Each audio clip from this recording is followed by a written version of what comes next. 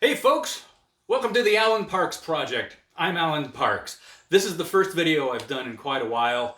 COVID hit, my attention went elsewhere, but I'm back now. I'm following up today on a video that I did in February of 2020, where I bought a new Wessex Helicon, and I did an unboxing video, and I got a lot of views on that.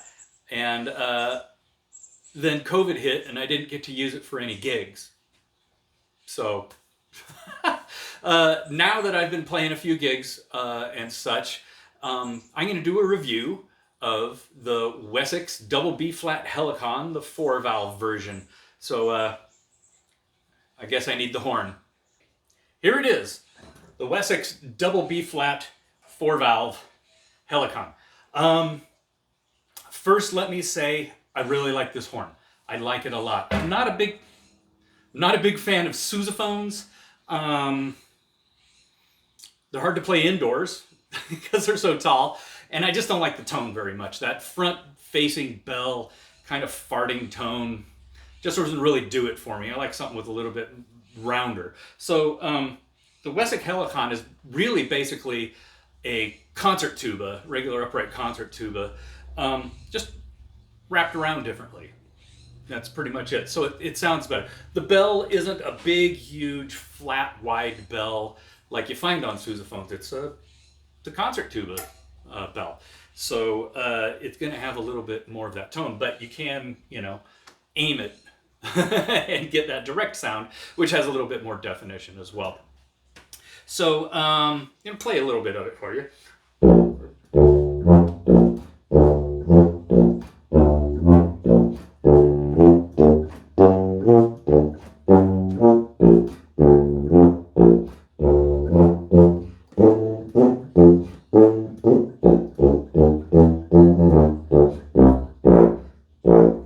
Okay, so it speaks really well. It's got a nice tone. It's got a nice bottom end to it. My regular upright tuba is a Miraphone Paranet, which is kind of like a 7/8 size double B flat 4 upright valve. It's got a lighter tone. It doesn't have quite that depth of body. This one does have that, which is really nice. It's really nice. I've used this for a couple of Dixieland street band kind of gigs. Works really well. The valve caps are nice and big. These are huge valves. I'm not used to that. Really big valves, and it's kind of a spread. My fingers are spread apart more on this horn than on my regular horn. And that's perfectly fine. I don't have a problem with that. The body of it is smaller than most Sousaphones I'm familiar with. So it's a little hard, it's hard for me to get this elbow through in order to take it out. But I can live with that. There's a few good things about this horn, and there's a few bad things. Now, I'm not sponsored by Wessex, so I'm going to say anything I want about them. Mostly I like them, so, not a problem there. Some of the nice things, some of the really nice things I like, it's a detachable bell. You can take this off right there. These little screw caps, as well as the valves, are engraved with the Wessex. Do you pronounce it Wyvern? Wyvern? I know, it's also embossed on the bell too. It's really a nice little feature, and it gives it a little grippiness right here. Really super cool design. The design elements are wonderful. I really like it. So the bell is detachable. That's a great thing. I really like that. Nice contrast between the nickel silver and the brass bits up in here. Makes for a really nice aesthetic design on the horn. Balance-wise, yeah, it's pretty good when it's in playing position.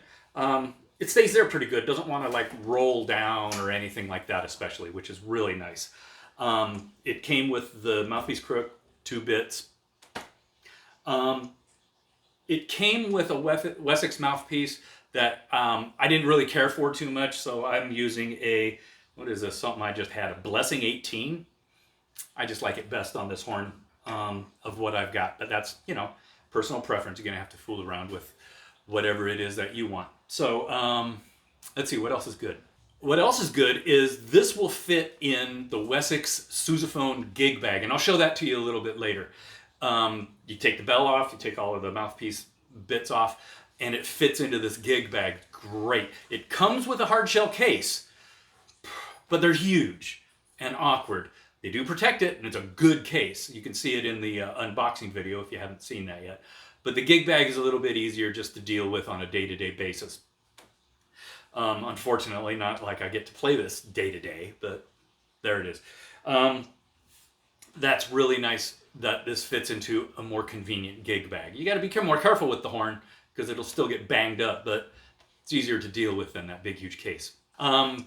Also, it had a great price. So this was about $3,000, more or less.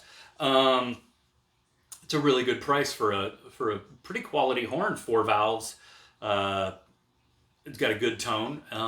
That's a hell of a good price, really. And how many companies are actually making Helicons? I mean, you can find some old ones, and those are cool, but this has a lot of conveniences of being new.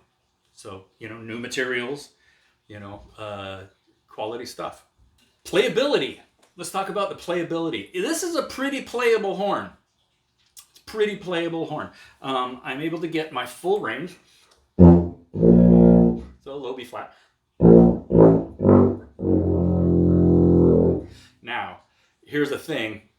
The 4th valve is kind of stuffy. This is one of the drawbacks of the horn. They advertise the fact on their website that the 4th valve tubing wraps around the whole thing. This is it right here. It goes all the way around the instrument, so it eliminates a lot of kinks and bends. But what you don't really notice is from the 4th valve, it comes down here about 8 inches, does a U-turn, and comes down here, and comes down here another few inches, and does another U-turn, and then heads out and around. So, sorry about that sound, that's Henry the dog. So it does a couple of U-turns, U-bends, and then heads around the entire wrap. One of them is to put the tuning slide there, so that's fine. And there's a spit valve there. Oh, excuse me, water key. And that's fine, and to tune it. But U-turn, and then this huge wrap, and it makes it kind of stuffy. So, low range. I'm back to low range.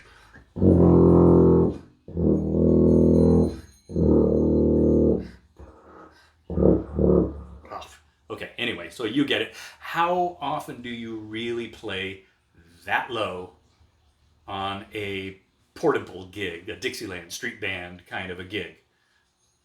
Not really very often, right? Not terribly often. So, is it an issue? Is it not an issue? I don't know. It depends on what use you put it to. Okay, so, but it is pretty playable, and the upper register is fine.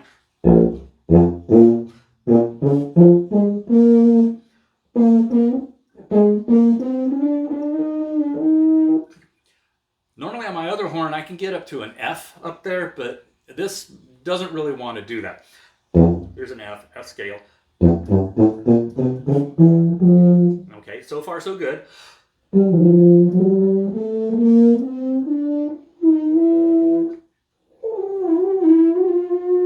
Okay, how often do you play up there? Right? You don't. So for its useful range, which would be like low F, up to maybe 2 octaves, the F second line plays great. I often have trouble hitting that G right above that F. It comes out pretty easily on this horn, so that's nice. So it's pretty playable. Now, let's look at some of the downsides of this horn. I already covered one. The 4th valve seems to be pretty stuffy. Okay? They make a 3-valve version of this. You might want to just save a few bucks and get the 3-valve version. You could still get to low F or E. How much lower do you need to get? Don't know. I like having the 4th valve, and if you're noticing behind me, my electric basses, I have 5-string basses. I've even got a 6, so I'm a sucker for those extra things. Okay, so, but if you don't plan on playing down that low, don't bother, get a 3-valve, save a few bucks. It's still going to be a nice horn, right? Some other things that has happened is, I haven't had this on too many gigs. so far. I've had it about a year and a half, and so most of it was COVID, and I didn't play it anywhere for anything other than around the house. Did a few gigs on it. I've probably had it out on maybe 10 gigs so far, maybe. A couple of the braces have broken free. Okay, there's 2 of them in there. I'm not sure exactly which ones right now, so I'm gonna have to take it to a shop and have those soldered back on. That's a drag. I don't know if that's typical Wessex build quality or not. I'm not worried about it. I'm not dinging them for it too much, but it happened. Okay, it came unsoldered in a couple spots. Another drawback is right here, the 3rd valve slide and the main tuning slide. I've actually got them pushed in. They actually belong down about here. Now you'll see they extend below the body of the horn. So when you take your horn off, because you don't want to wear that darn thing all day, you're not going to necessarily lay it on the ground. You're going to set it down on its bottom end down there. Those slides hit the ground before the body does. So they're going to get banged up if you do this too often. I've got it setting on my foot right now. And so you have to babysit it. You can't just set the bottom end on the bottom bow on the ground and relax, because it's going to mess up your tuning slides. You know, it does have the reinforcement down around the bottom. It's double reinforcement, as a matter of fact, which is nice, but it hits right here, right where the water keys are. So that's kind of a drag. So that's sort of a bit of a ding design-wise. I don't know what they would have done. I mean, they might have made, you know, the 3rd valve tubing a little longer here, you know, because it can extend beyond the body on this side as far as I'm care. You know, I don't care. And then shorten that all up. They might have been able to do that. Main tuning slide, I don't know what they could have done about it. There might be room somewhere else for it to take up the slack, but I don't know. This is the way it is, and now I know it. I'm going to have to watch out for it and push them in before I set it down and then retune when I pick it back up. There's worse things, like repair bills. So that's pretty much the long and short of this horn. Overall, I do like it. It's a good horn. I'm glad I made the purchase. I hope to use it more often as gigs start rolling again. And people I've played with really seem to like it as well. It's unusual a little bit, though a lot of people are starting to get these things. It's a little bit unusual, and it sounds good. It's easy to carry. You can bring it in indoors without, you know, hitting a chandelier or something. So it's all good. So I give it 4 out of 5 valves. Or is that a stupid rating system? I don't know. Whatever. I like it. It's a good horn. Thumbs up. Now let's take a look at the gig bag. Okay, here's the Wessex gig bag for Sousaphone, which also fits the Helicon. It's nice. It's sturdy. It's you know, it's got this, I don't remember what this kind of fabric's called. It has a zipper, and it's a double zipper, which is nice. Comes all the way around to the bottom end. And let's continue talking about the bottom, the outside of it before we get into it. Little reinforcements on the bottom of it, so that it, you know, little bumpers, so that it's not scraping up the fabric and will wear out. I mean, it'll wear out eventually. I mean, it's just fabric, but let's hope you use it often enough to wear it out. A pocket for your accessories, which I'll talk about in a minute. On the back side, so what we have is backpack straps, which is pretty darn cool. And then these interesting straps here, which, let me zip this back up because it's losing shape. Nice zippers, by the way. Nice big heavy duty zippers to work really well. Okay, so these straps clip around to the other side. They give you handles, and what they do is if your zipper ever fails, it's going to catch the horn. That's nice. That's very thoughtful. You got one on that side, then you have the same thing over here on this side. Now, something that's a little odd is you put the horn in, you know, and this is the hinge side, this is where clamshell is open, but the backpack straps seem to be upside down. Here's the reinforcement, and you have to turn it all this direction to carry it, which kind of makes sense with the pointy end up, but, you know, it's a little weird. But here's that little catching strap. So this one's not going to do you much good if the zipper gives, but this one will help catch your horn. So the straps are pretty comfortable. They've got a little chest strap to go across to help you hold it if that's your cup of tea. I seldom put both of them on. I usually just sling it over one shoulder. So that's the outside. Let's look at the inside.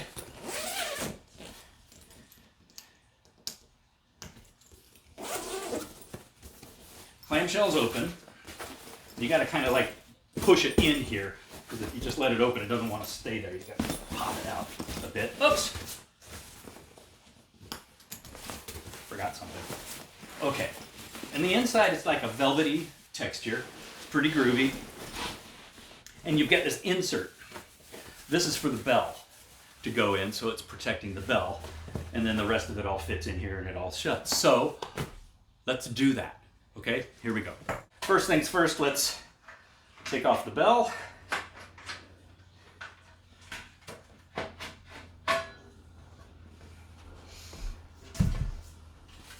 Take off the mouthpiece apparatus.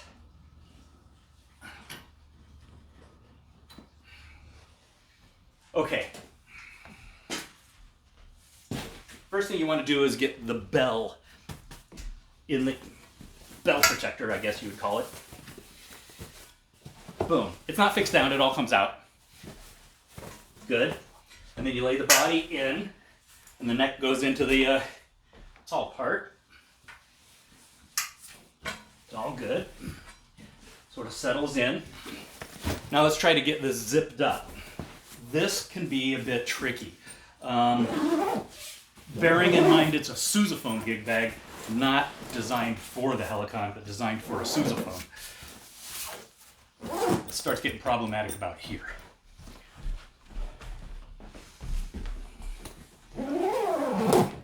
So, as you can see, it starts getting problematic right here. But it'll go. Sometimes I've had to shake it around and settle it. So, there we are. It's in the gig bag. It fits. Now, let's talk about the accessory pouch. So, you're going to have your mouthpiece, you're going to have your